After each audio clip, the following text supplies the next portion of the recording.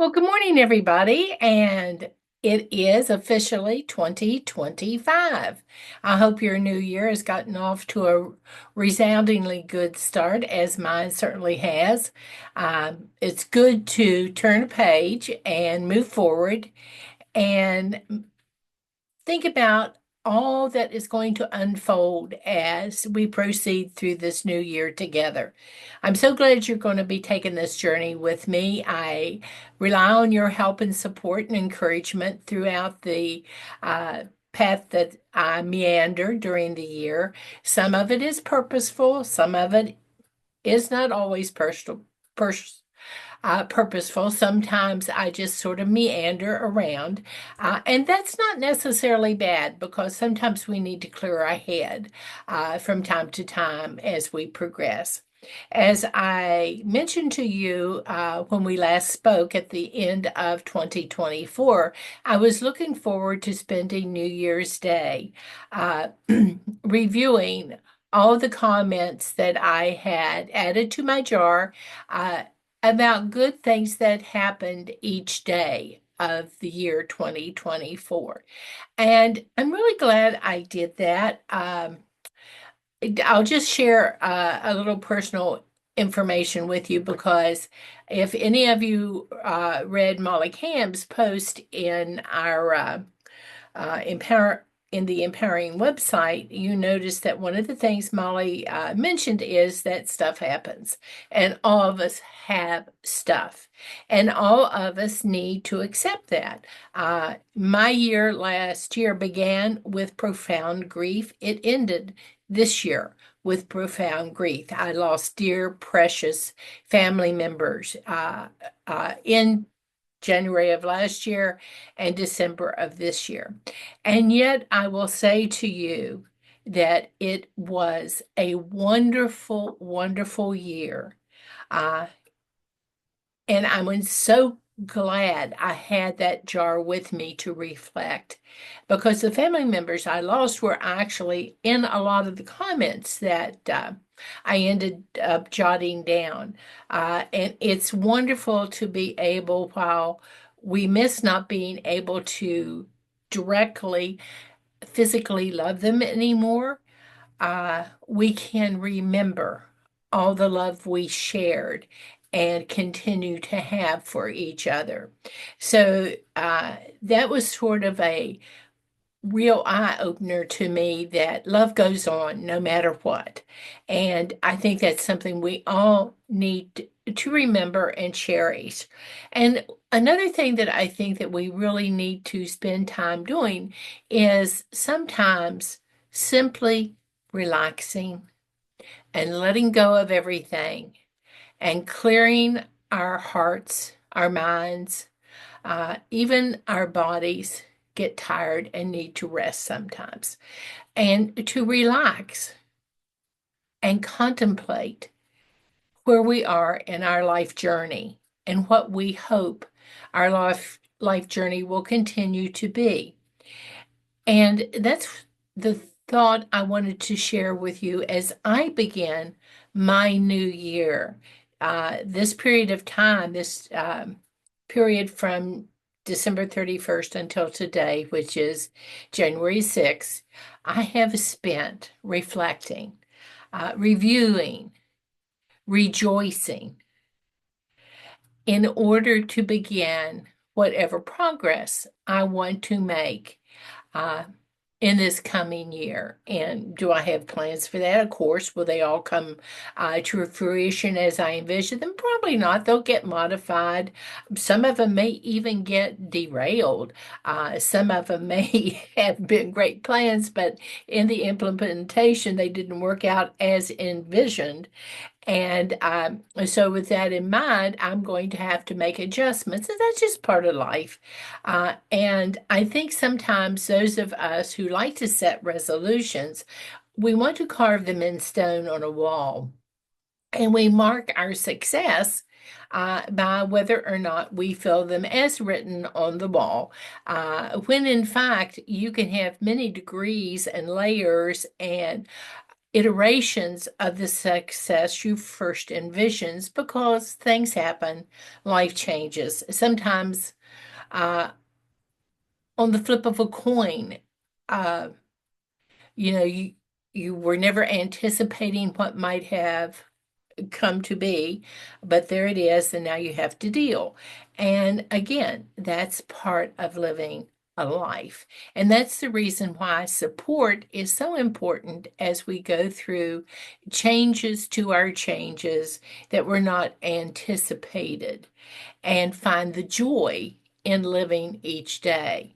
And the ability to be proactive in what we're doing instead of being in despair and becoming despondent because plans may not be evolving as we had hoped that they would be. My dad once said to me, and mentioned this to you many, many times, that you need to give with a glad heart. And sometimes the vessel, which is you're the container of the giving, uh, gets pretty low. It needs to be replenished. And we need to take time for ourselves. And this is not selfish at all. This is necessary to do for others. You have to have the ability to give. And if you've given all you can, then you need to replenish yourself. And I think sometimes we just think we are a never ending fountain of giving and don't do our due diligence in taking care of ourselves. And that's what this last week for me has sort of been is is a way to do my due diligence to get ready for what the year has in all its wonder and mystery. Yes, some plans can be made and completed just as they're meant to be, but I am sure there'll be a twist and turn here, there, and everywhere that will surprise me. Some of it will delight me, some of it will not.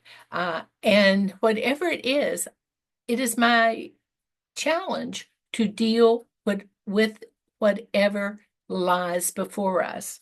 And we don't have 2020 vision into the future. We don't know what tomorrow may bring. Hopefully, we have learned lessons from this past year and the years previous to that will help us, which will help us be more flexible and adaptable and kind, not only to others, but to ourselves as well as we go through whatever this year has in store for us. I think one thing I have learned in this year particularly is the need to stay positive in my outlook and the need to always be kind, to give others the benefit of the doubt. Uh, I think sometimes people try to help us, and we've not been really clear about what we need uh, to be of help to us. And they're shooting sort of blindly into the dark, trying to find something that will help us because we've said we need their help. Well, I spent a lot of time thinking over the last 6 days about what I need to help me move myself forward in my journey. And I'll be able then, when somebody says to, articulates it to me, to be clear in what helps me. And one of the things that helps me in this group particularly are the kind words of support and encouragement. Um, I'm not one to poke fun at anybody, and that includes myself. Uh, I'd rather build up than tear down somebody's image of themselves. And so, you know, encouraging me to look on the bright side of things, encouraging me uh, to stand ready to help and to care for others and help them find their solution, not impose my solution on them, uh, would be beneficial for me. And it took a while for me to really figure that out. It sounds simple. Well, how can I help you? Well, if you don't know yourself what kind of help you need, it makes it almost impossible for somebody else to help you. You don't have to be a perfect example for me. You have to, uh, I don't expect that of anybody. What I need is you to encourage me not to give up on myself, to still see the possibility and the probability that I can succeed in the journey if I'm just patient and kind to myself as I go through it, and do not expect perfection of myself. I certainly don't expect perfection from anybody else. Why do I think I have to do it perfectly? Um, and yet I set extremely high standards, and sometimes I engage in the thoughts that sort of ridicule me, that make me seem less than. And that's not fair to me. It's not fair to anyone. It certainly is never fair. Uh, for someone to look askance at somebody else in a derogatory fashion, that serves no good purpose if you're trying to be of help and support to them. And these weren't lightning flash revelations. It's, I'm sure, something all of us know.